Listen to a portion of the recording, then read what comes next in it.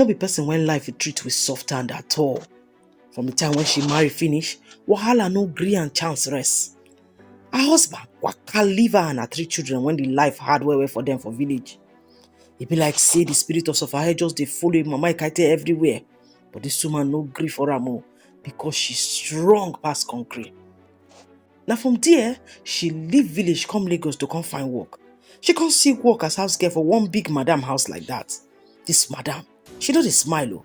Every time na work.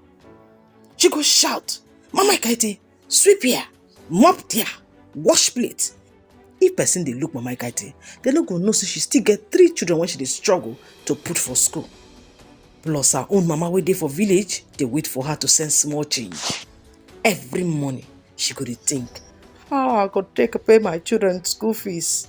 Eka, Arad and Etam, dem dey for government school.